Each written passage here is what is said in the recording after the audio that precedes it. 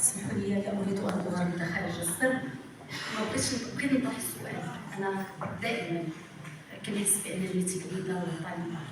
بغيت نطرح السؤال عليكم الاستاذ اصبي ولا الاستاذ محمد مراد، ولماذا اذا كانت الاستاذ عرفي عنده شباب.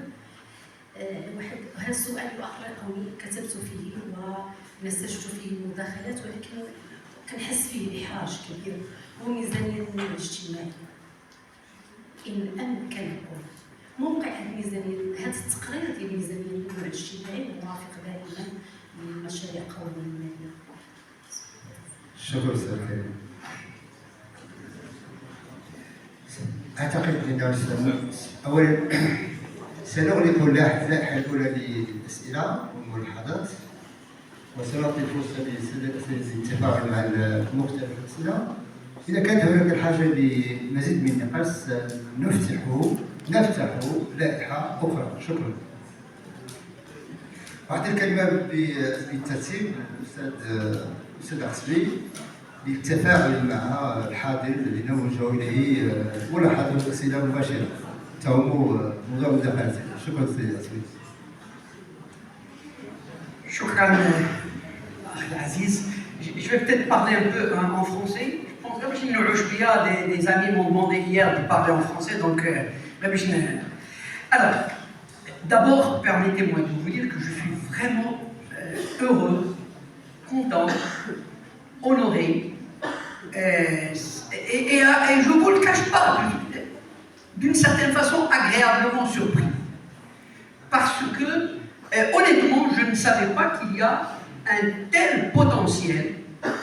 Vous savez, on a parlé on va revenir sur l'élargissement de l'assiette fiscale. C'est la matière imposable. Eh bien, je peux vous dire qu'on a un problème de matière imposable dans ce pays, mais on n'a pas de problème de la matière grise en matière fiscale. Il y a un potentiel de matière grise qui est là. Je ne suis pas en train de vous jeter des fleurs, hein, c'est pas mon genre. Hein, mais je pense sincèrement qu'il y a un potentiel très très important. Il revient à tous, à ceux qui ont eu la bonne idée d'organiser cette rencontre des enseignants de finances publiques, mais il revient aussi à tout un chacun de donner vie, de faire vivre cette belle idée. Deuxième point qui me paraît très important, on n'a pas assez de temps, vraiment, si je vois un bémol. Le bémol à ce que je viens de dire, c'est que quelque part on est un peu tous frustrés, on n'a pas assez pris le temps de la discussion, du débat, peut-être parce qu'on a été un peu laxiste, et d'ailleurs injuste avec ceux qui ont suivi.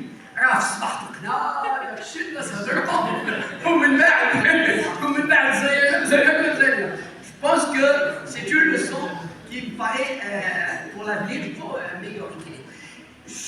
Alors précisément parce qu'en fait, il y a eu beaucoup de thématiques, beaucoup de sujets, beaucoup de questions. Si je dois retenir des thèmes qui m'ont particulièrement parlé et que je suggère pour les prochaines rencontres. Bon, pour les questions classiques, ça fait toujours partie de nos préoccupations. Mais je pense que dans les interventions, il y a eu quelques interventions originales. C'est celles qui ont parlé de l'akhlaq, l'éthique, les interventions qui ont parlé de la sociologie fiscale. Voilà un domaine, parce qu'on est un peu technocratique, même si on est enseignant, entre parenthèses, je n'aime pas qu'on parle de khabir. أنا ماشي خبير. راك كتبتيو لي خبير، أنا أستاذ جامعي، الله يخليكم خبير اش ياخذ وخبير ذاك. Il y a un côté technocratique qui prédomine. J'espère de tout cœur que dans les prochaines réunions, on s'intéresse à ces questions. L'éthique en fiscalité, les comportements, la sociologie fiscale, il y a énormément d'écrits, la philosophie fiscale, il y a énormément d'écrits sur cette question, la question du genre aussi, qui reste très important, un domaine, un champ très important à examiner. Ce que nous disons là, الرعب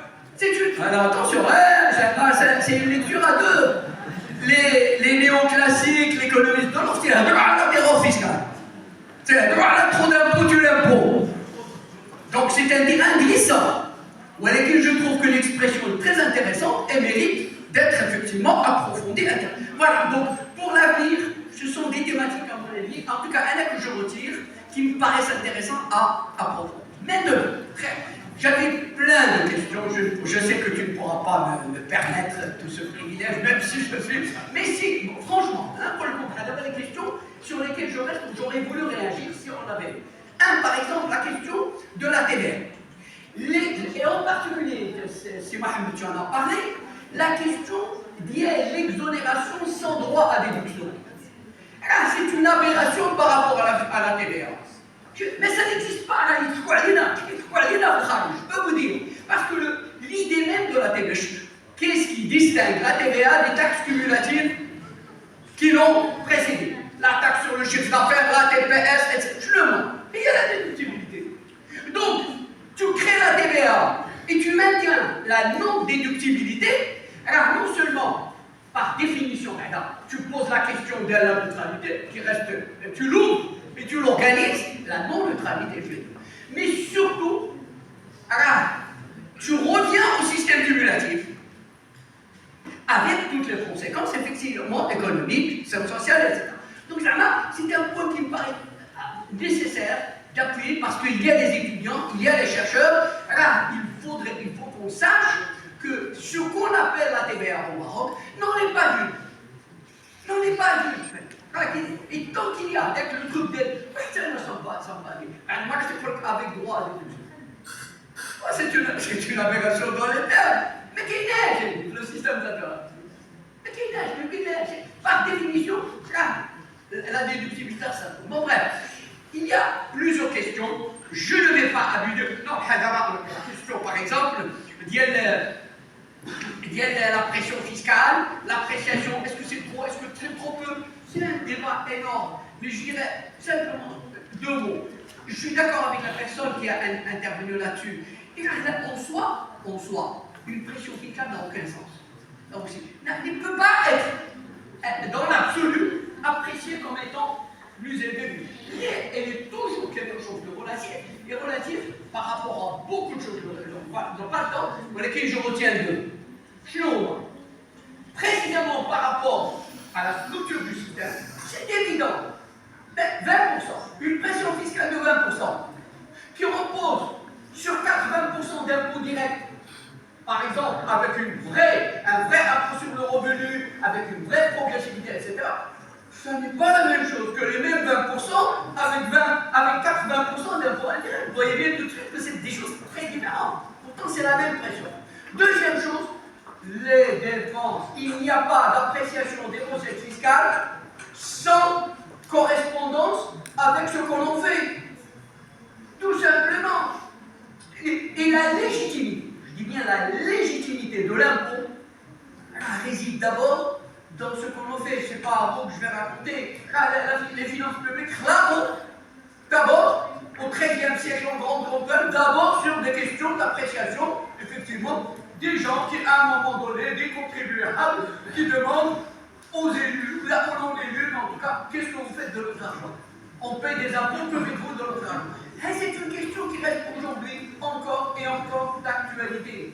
Et donc là aussi, la même pression fiscale, le même niveau, selon que les 20% sont dépensés, change complètement. Alors, je vais répondre aux questions qui m'ont été directement adressées. توسيع الوعاء هل هو الحل؟ Je retenu trois choses. هل هو الحل؟ On sait que une recette fiscale, c'est une conjugaison entre une assiette et des. Donc, je pense personnellement qu'il faut en réalité la vraie réforme, c'est d'essayer d'agir sur les deux en même temps. C'est une dialectique, il y a une dialectique entre l'assiette et les deux.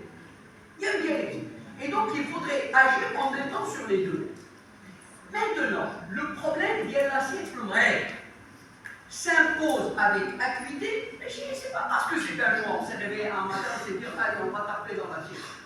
Mais parce que tout ce qu'on n'a pas arrêté de dire depuis ce matin, l'assiette fiscale est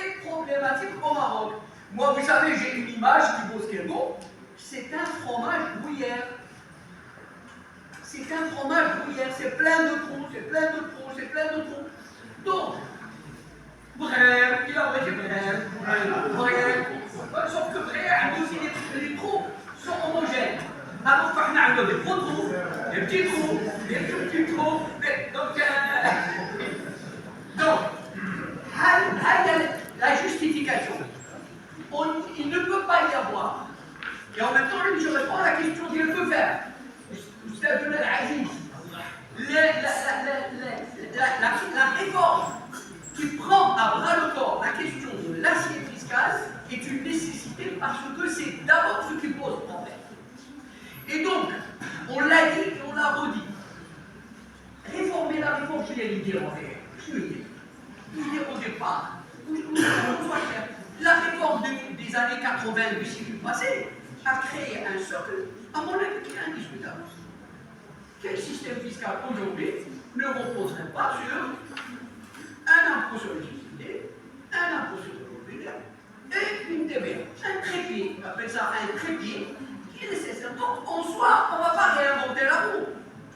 On ne va pas réinventer la roue. Le cadre est important. Maintenant, le problème, c'est le contenu, ce n'est pas le contenant. C'est le contenu qui pose problème. Et donc, réformer la réforme, c'est en fait garder cette armature, mais aller à l'intérieur de chaque organe et réformer. Dans quel sens? Premièrement, justement, élargir l'assiette. Et l'élargissement d'assiette, moi je dis ça depuis tellement longtemps, mais ça fait une actualité. Élargir en surface et en profondeur, verticalement et horizontalement. Qu'est-ce que ça veut dire? Quand on dit par exemple horizontalement, ben oui, on dit qu'il y a encore des composantes de l'assiette fiscale qui ne sont pas concernées par l'impôt aujourd'hui. Et donc, qu'est-ce que ça veut dire par exemple? Quand on prend aujourd'hui par exemple, prenons d'abord les revenus agricoles. On sait, compte tenu de la structure des revenus agricoles, on peut calculer, il y a plus à l'intérieur économique, il y a plein de mémoires de fin d'études qui ont posé ces questions-là.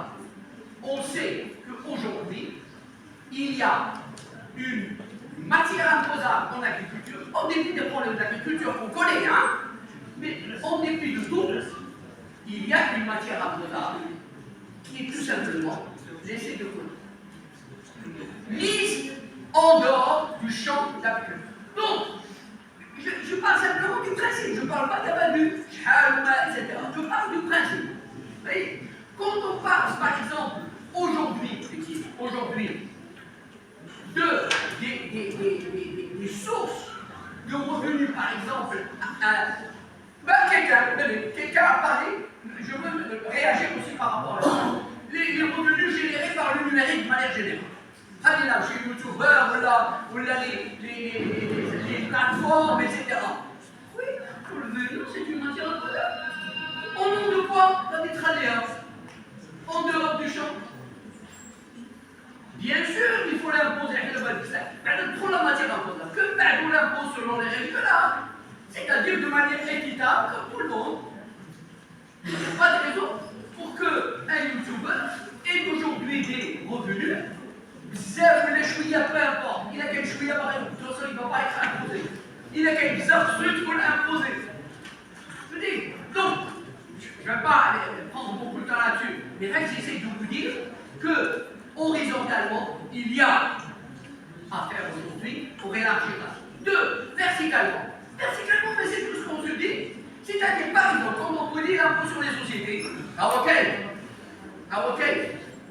Sauf que l'impôt sur les sociétés fait l'objet d'une évasion fiscale, souvent, mais c'est même pas ça, c'est de l'évasion fiscale qui peut toucher 80% des 80% des sociétés, ça arrange pour déclarer des déficits. Qu'est-ce que ça veut dire ça? Profondeur. Ça veut dire qu'il faut réformer les textes, verrouiller les mécanismes de déductibilité, c'est-à-dire la profondeur. On prend chaque impôt, on voit ce qui se passe en profondeur, et on essaie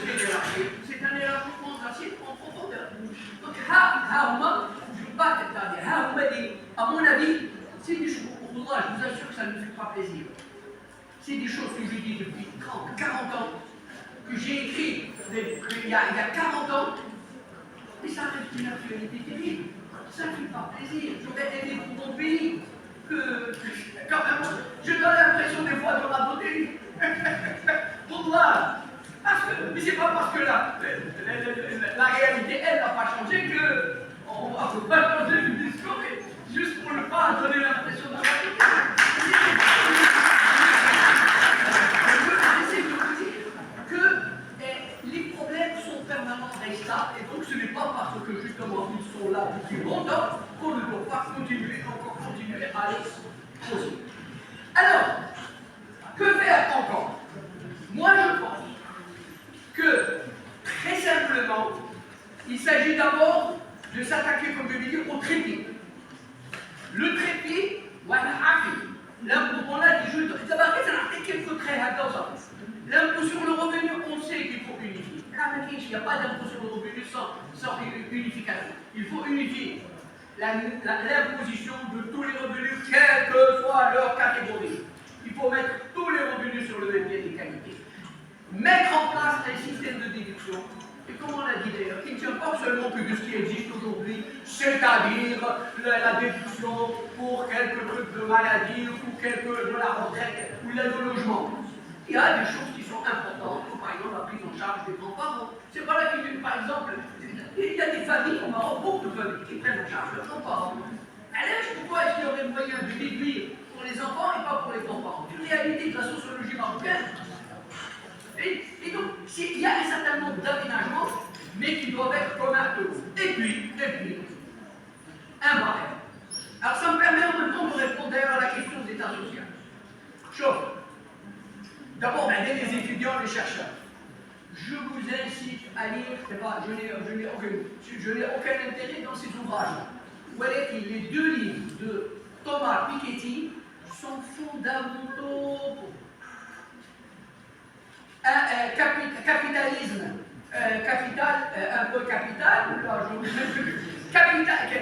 capitalisme du XXIe siècle et capital idéologique. Ce sont deux gros pavés, je vous préviens, alors c'est plus de 1000 pages, il faut prendre le temps nécessaire pour les lire. Wellington, c'est fondamental. Pourquoi j'en parle d'abord? Pour répondre à votre question. Il y a l'État social, il y a le financement de l'État social. Alors, tous les États, tous les pays, notamment les pays européens, après la Seconde Guerre mondiale, où effectivement l'État social, même s'il y avait des problèmes, etc., globalement, ça a réussi à l'être, parce qu'ils ont réussi à mettre en place un système de financement stable, suffisant, durable, suffisant et durable. Je repose sur quoi? Parce qu'il repose sur deux choses importantes. Un impôt sur le revenu, mais un vrai, avec une progression, une progressivité très élevée. Vous le savez, les professeurs, vous savez tout ça, pour les étudiants. Il faut quand même qu'on sache, aux États-Unis, là, il y a eu des taux supérieurs sur les hauts revenus, qui, aux États-Unis, en Europe, au Canada, partout, supérieurs à 90%. Le revenu marginal était imposé à plus de 90%. Et pourquoi les États-Unis parlent de 38%, c'est beaucoup. De quoi on parle?